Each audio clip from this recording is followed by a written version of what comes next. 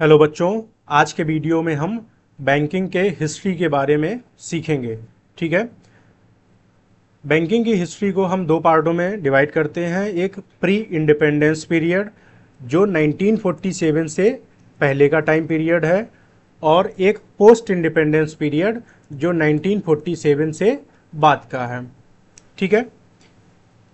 Pre independence period में किसके द्वारा बैंकिंग को स्टार्ट किया गया था, कितनी बैंकें बनी थी, कितनी बैंकें बंद हो गई थी, और पोस्ट इंडिपेंडेंस पीरियड में हम बैंकों का नेशनलाइजेशन के बारे में बात करेंगे, किसने नेशनलाइजेशन किया था, इन सब के बारे में। ठीक है। तो हम इसको टोटल दो वीडियो में सीखेंगे। आज के वीडियो में हम प्री इंडिपेंडेंस पीरियड की बात करेंगे। ठीक है। जैसा कि आप सब लोग जानते हैं, हमारे इंडिया में एक ईस्ट इंडिया कंपनी व्यापार करने के लिए आई थी। ईस्ट इंडिया कंपनी थी क्या? एक ट्रेडिंग कंपनी थी। ठीक है। ये इंडिया में लोकल मार्केट से गुड्स को लेकर के अपने देश में और बाकी अदर कंट्री में सेल करती थी। ईस्ट इंडिया कंपनी जब हमारे इंडिया में आई तो उसको बहुत सारे चैलेंजेस फेस करने पड़ रहे थे। एक तो जैसे हमारे लोकल लैंग्वेज क्या है, हमारा इकोनॉमिक सिस्टम क्या है, ठीक है, हमारा कल्चर क्या है, ये सब चीज़ें फेस करनी पड़ रही थी, चैलेंजेस थे। और जो लोकल मार्केट के जो डीलर थे, जो लोग थे, उनके साथ किस तरह से नेगोशिएट किया जाए, किस तरह के गुड्स की क्वालिटी हैं, कहाँ पर कौन सा गुड्स मिलेगा, इस तरह के चैलेंजेस ईस्ट इंडिया कंपनी के द्वारा फेस किया जा रहा था। इन चैलेंजेस से निपटने के लिए ईस्ट इंडिया कंपनी ने लोकल मार्केट के ही लोगों को, जो लाला या जिनके पास बहुत सारा धन था, ऐसे लोगों को सिलेक्ट करके एक अपनी एजेंसी हाउस बनाई। यानी ईस्ट इंडिया कंपनी के द्वारा एजेंसी हाउस को बनाया गया। इसका काम केवल ये था कि लोकल मार्केट से गुड्स को उठा करके ईस्ट इंडिया कंपनी तक पहुंचाना। ये एजेंसी हाउस के द्वारा काम किया जा रहा था। तो यहाँ पर अब ईस्ट इंडिया कंपनी के द्वारा एजेंसी हाउस जो उसने अपना बनाया था, उस पर प्रेशर क्रिएट किया जा रहा था कि हमें गुड्स लाओ। तो एजेंसी हाउस लोकल मार्केट से गुड्स को लेकर के ईस्ट इंडिया कंपनी को भेज रहा था। लोकल मार्केट में पैसे शॉर्ट पड़ने पर एजेंसी हाउस जो थे वो प्रोवाइड करने लगे। तो इस तरह गुड्स की ट्रेडिंग चल रही थी। ईस्ट इंडिया कंपनी का व्यापार बहुत अच्छा चलने लगा, व्यापार बढ़ने लगा, तो वो बल्क में ऑर्डर देने लगे। तो एजेंसी हाउस के पास जो पैसा था वो धीरे धीरे ख़त्म होने लगा। तो एजेंसी हाउस ने क्या किया, जब उनका पैसा ख़त्म हो गया तो उन्होंने पब्लिक से पैसा उठाना शुरू कर दिया। यानी जो जनरल पब्लिक है उससे पैसा लेना शुरू कर दिया कम रेट ऑफ इंटरेस्ट पे, और वही पैसा आगे लोकल मार्केट पर देने लगे। यानी पब्लिक से कम रेट ऑफ इंटरेस्ट पर लेना और वही पैसा ज़्यादा रेट ऑफ इंटरेस्ट पे आगे लोकल मार्केट को देना। तो जो बीच का मार्जिन था, जो बीच का प्रॉफिट होता था, वो एजेंसी हाउस का हो जाता था। यानी यहाँ पर एजेंसी हाउस एक बैंक की तरह काम करने लगा था। ठीक है, बैंक नहीं था लेकिन एक बैंक की तरह काम कर रहा था, जो पब्लिक से पैसा लेता था और आगे उसको शॉर्ट टर्म लोन की फॉर्म में लोकल मार्केट को दे देता था। ये चीज़ चलती रही और धीरे धीरे एजेंसी हाउस को बहुत अच्छा प्रॉफिट होने लगा और इन पर बहुत सारा धन हो गया। किसी तरह ईस्ट इंडिया कंपनी को ये बात पता चली कि एजेंसी हाउस के द्वारा जो पब्लिक से पैसा लिया जा रहा है और तब आगे लोकल मार्केट को लोन के फॉर्म में प्रोवाइड किया जा रहा है। तो एजेंसी हाउस ने अपनी 3 बैंकें इस्टेब्लिश की जो प्रेसिडेंसी बैंकें कहलाईं। कौन कौन सी थी? एक थी बैंक ऑफ बंगाल, एक थी बैंक ऑफ बॉम्बे और बैंक ऑफ मद्रास। बंगाल जो थी 1806 में बनी, बॉम्बे 1840 में बनी और मद्रास 1843 में बनी। ईस्ट इंडिया कंपनी के द्वारा ये 3 प्रेसिडेंसी बैंकें बनाई गई। तो प्रेसिडेंसी बैंकें जब बना दी गई तो एजेंसी हाउस और प्रेसिडेंसी बैंकों के बीच में कंपटीशन चलने लगा। जब कंपटीशन चलने लगा तो 1843 तक ईस्ट इंडिया कंपनी एक बहुत बड़ी कंपनी बन चुकी थी। तो एजेंसी हाउस कंपटीशन जो है वो नहीं कर पा रही थी। तो बहुत सारे एजेंसी हाउस उस टाइम बंद हो गए और कुछ एजेंसी हाउसों ने मिल करके एक अपना बड़ा बैंक या एजेंसी हाउस के रूप में काम करना शुरू कर दिया।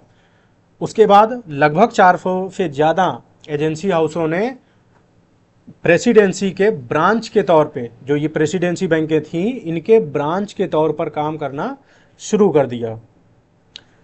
1806 से प्रेसिडेंसी की शुरुआत हुई, प्रेसिडेंसी बैंक बनी, लेकिन इससे पहले भी हमारे यहाँ बैंकिंग की शुरुआत हो चुकी थी।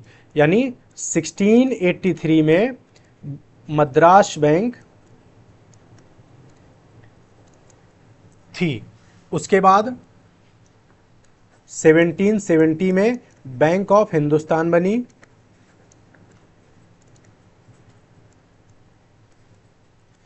बैंक ऑफ हिंदुस्तान वो पहली बैंक थी जिसने इंडिया में करेंसी को इशू किया, पेपर करेंसी को इशू करना शुरू किया।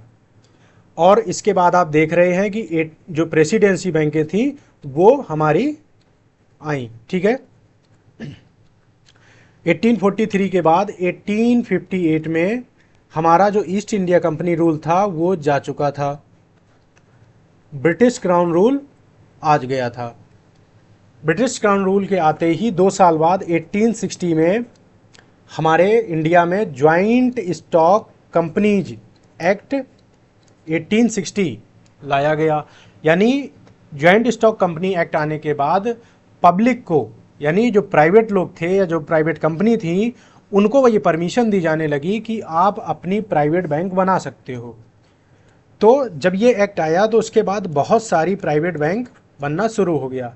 सबसे पहले प्राइवेट बैंक बनी थी इलाहाबाद बैंक, जो कि 1865 में बनी थी।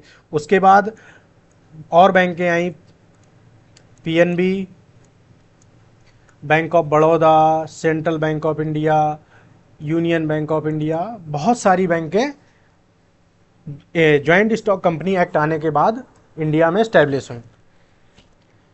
धीरे धीरे टाइम आया 1949 और 1919 का। जैसा कि आप जानते हैं कि ये वर्ल्ड वार फर्स्ट का टाइम पीरियड था। जब वर्ल्ड वार फर्स्ट चल रहा था तो लोगों में पैनिक होने लगा और उन्होंने एक साथ बैंकों से पैसा निकालना शुरू कर दिया, जिससे बहुत सारी बैंकें फेल हो गईं। जब बैंक फेल होने लगी तो जो पुरानी बैंकें थी, प्रॉपर अपना बिजनेस नहीं कर पा रही थी, तो उन्हें मर्ज करना शुरू कर दिया। 1921 में जो प्रेसिडेंसी बैंकें ये बनी थी, 1806, 1840 और 43 में, ये तीनों बैंक मर्ज कर दी गई और एक नया बैंक बना, imperial bank of India. Presidency बैंकों को 1921 में मर्ज कर दिया गया और एक बैंक बनी इंपीरियल बैंक ऑफ इंडिया।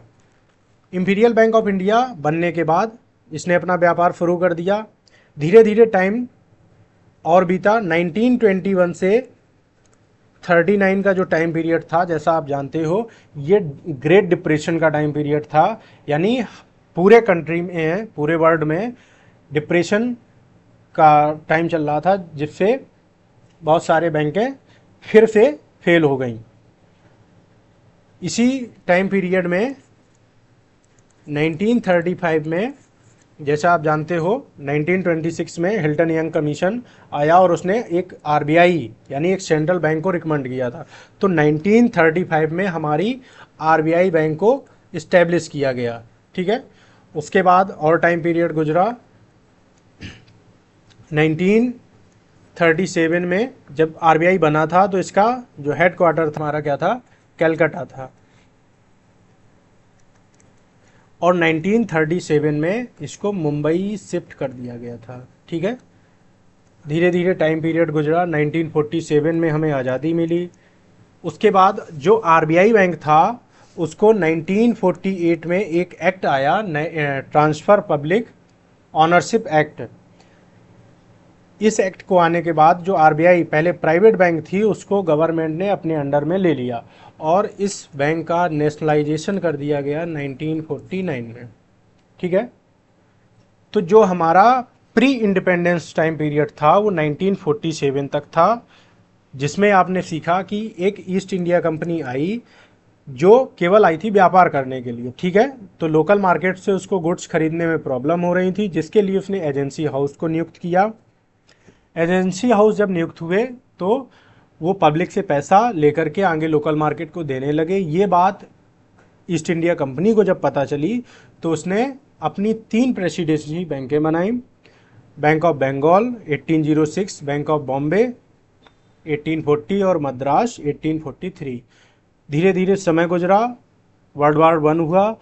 उस वर्ल्ड वार वन के बाद इन तीनों बैंकों को, जो प्रेसिडेंसी बैंकें थी, इनको मर्ज कर दिया गया 1921 में, और इंपीरियल बैंक ऑफ इंडिया बना, ठीक है। इंपीरियल बैंक ऑफ इंडिया जो 1921 में बना था, इसको 1955 में एक एक्ट बनाया, एसबीआई एक्ट 1955। तो जो इंपीरियल बैंक थी 1921 में, इसको 1955 में एसबीआई बैंक के नाम से नेशनलाइजेशन कर दिया गया। यानी इंपीरियल बैंक का जो नेशनलाइजेशन हुआ तो उसका नाम भी चेंज कर दिया गया था, और वो क्या बन गई, स्टेट बैंक ऑफ इंडिया, ठीक है। तो यहाँ तक हम आरबीआई एक्ट की बात अलग करेंगे, बड़ा टॉपिक है।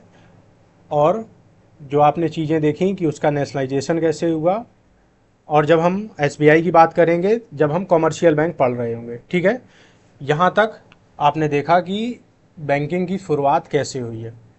अगर वीडियो अच्छी लगी है तो लाइक करें, शेयर करें।